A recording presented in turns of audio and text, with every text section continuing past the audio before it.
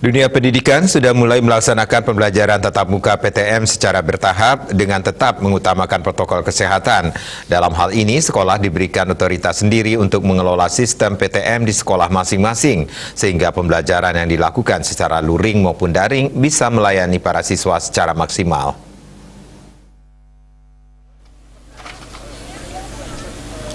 Manajemen sekolah berperan sangat penting dalam pelaksanaan pembelajaran di tengah situasi pandemi COVID-19 ini. Menurut Kepala SMP Negeri 5 Denpasar, Wayan Kamasan, efektivitas sistem belajar di masa pandemi tersebut harus memperhatikan berbagai hal terkait pengaturan mata pelajaran maupun jadwal guru mengajar. Hal ini bertujuan untuk menghindari para siswa merasa tertekan saat proses belajar.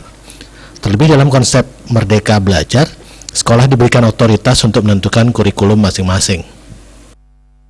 Efektif tidaknya pembelajaran dengan ada yang daring, ada yang pembelajaran tatap muka, ini tergantung daripada manajemen sekolah, ya, pengaturan tentang mata pelajaran, jadwal, pengaturan tentang guru-guru yang akan mengajar, sehingga anak-anak sebagian yang belajar tatap muka, sebagian yang belajar di rumah itu bisa terlayani secara maksimal berkaitan dengan proses-proses pembelajaran untuk penyelesaian kurikulum yang memang sudah ditetapkan oleh pihak sekolah. Karena dalam konsep Merdeka Belajar, apalagi dalam pandemi COVID ini, sekolah diberikan kewenangan, sekolah diberikan kebebasan untuk menentukan kurikulumnya, sehingga anak-anak dalam proses pembelajaran masa pandemi COVID ini tidak merasa tertekan.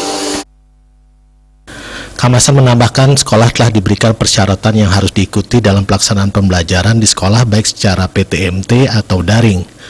Terlebih dalam proses PTMT, semua komponen maupun warga sekolah tetap memperhatikan protokol kesehatan.